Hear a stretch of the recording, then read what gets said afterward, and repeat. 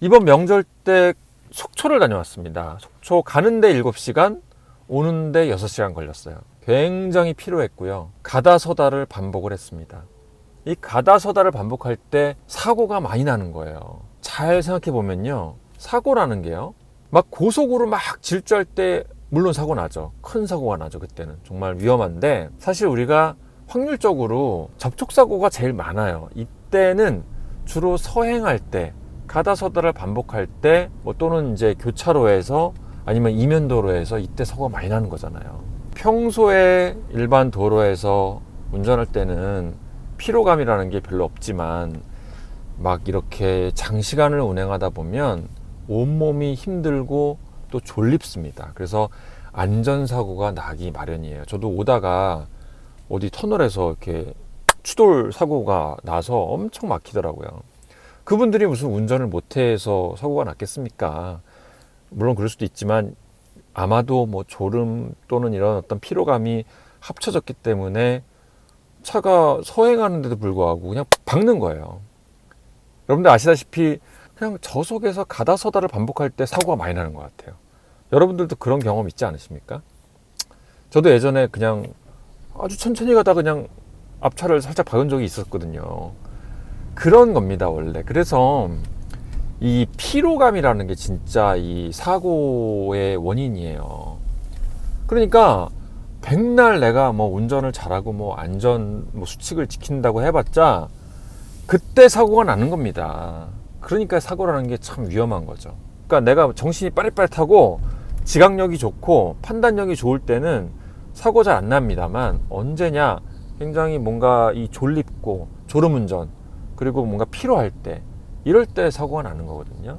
그러니까 이 연휴 때, 또는 명절 때 가다 서다를 반복하는 이 운전, 그때를 위해서 대비를 해야 됩니다. 물론 제네시스에만 채택되는 그런 특별한 기능은 아닙니다. HDA, 하이웨이 드라이빙 어시스턴트 기능, 그 다음에 스마트 크루즈 컨트롤 기능, 이 두 가지 기능만 있어도 굉장히 많은 안전을 담보해 주는 것 같아요. 평소에 제가 입이 닳도록 극찬을 해오던 이 기능인데, 명절 때 특히 정말 실감을 했습니다. 아, 진짜 이거 필요하다. 그러니까 무슨 기능이냐면, 일단 앞차와의 간격을 유지해 주는 기능. 앞차와의 간격을 왜 유지하지? 안 써보신 분들은 그렇게 말씀하시는 분이 가끔 있겠지만, 앞차와의 간격을 유지해 준다는 의미는 앞차가 갑자기 설 때 내 차도 알아서 세워주는 기능이거든요. 그러니까 안전이 담보가 되는 거죠. 물론 어디까지나 보조 기능이기 때문에 얘를 무조건 믿을 수는 없어요. 반자율주행 기능입니다. 자율주행의 기능이라기보다는 저는 안전 기능이라고 생각을 해요. 그러니까 무슨 얘기냐면, 내가 물론 그 기능을 켜도 엑셀이나 브레이크를 통해서 당연히 조절할 수가 있지만, 내가 깜빡 브레이크를 못 밟더라도 얘가 자동으로 브레이크를 잡아주기 때문에 안전 기능인 거죠. 자율주행이라는 게 내가 그냥 뭐 핸드폰 하려고, 나 편하려고 그렇게 생각하면 굉장히 위험할 것 같고, 내가 운전을 제대로 하지만 깜빡 혹시라도 내가 브레이크를 못 밟을 수도 있잖아요. 그럴 때 얘가 자동으로 잡아준다는 데 의미가 있는 것 같아요. 그래서 자율주행이라는 뜻을 왜곡하면 안 될 것 같아요. 내가 운전자가 편하려고 하는 게 아니라 운전자를 보호해주는 기능이다. 그래서 운전 보조 기능이잖아요. 그래서 저는 반자율주행 기능이라는 게 전 나쁘지 않다고 봐요. 솔직히 지금 현존하는 자율주행 차 중에서 100% 운전자를 대체할 수 있는 기능이 있습니까? 없잖아요. 뭐 어떤 게 더 좋고 나쁜 건 있어도 어디까지나 운전자를 보조해주는 기능이죠. 아무튼 이렇게 장시간 운행할 때 정말 진가를 발휘했다라고 생각을 합니다. 안타까운 게 드라이빙 어시스턴트 2도 넣을 걸 그랬다라는 생각이 들어요. 2를 넣게 되면 이 전방 측방 쪽에, 그러니까 앞에 옆에죠, 이쪽에다가 아마 라이다인가 뭐 하나 더 있어가지고 옆에서 이렇게 끼어드는 차까지도 더 민감하게 이렇게 지각해주는 기능이라고 하거든요.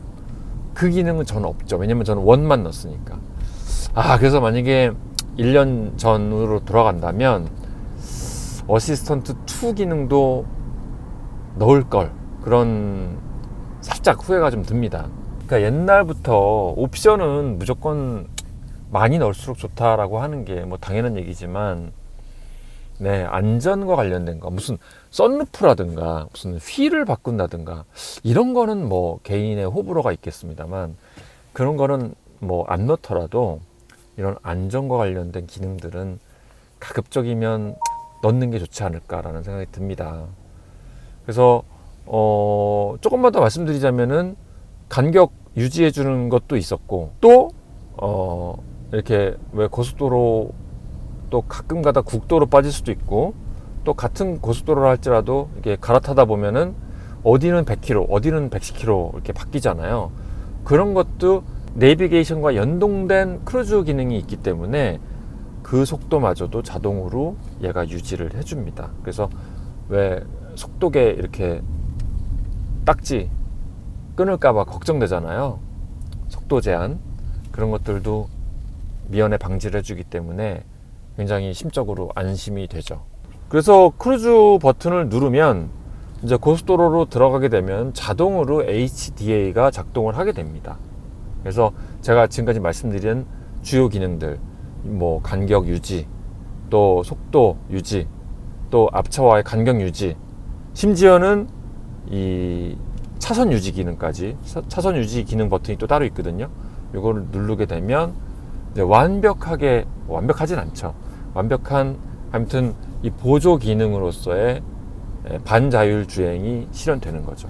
이제 많은 분들이 뭐 반자율 주행이 그게 자율 주행이냐, 뭐 몇 세대 기술이다, 뭐 아니다, 이렇게 말씀하시는데, 뭐 거기까지는 제가 잘 모르겠어요. 그냥 있는 수준 내에서 아무튼 없는 것보다는 너무 도움이 되는 것 같습니다.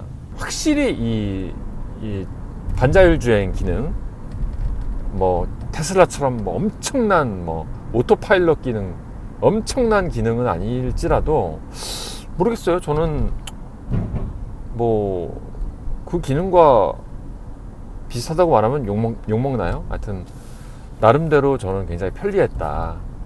확실히 이 브레이크 또 엑셀을 계속 반복적으로 뗐다 붙였다 하는 게 확실히 이 피로를 절감시켰고, 또 안전에도 굉장히 영향을 미쳤던 것 같아요. 저는 굉장히 만족했습니다. 오늘 참 안전하게 갔다 와서 또 오늘 세차하러 가야 될 것 같네요.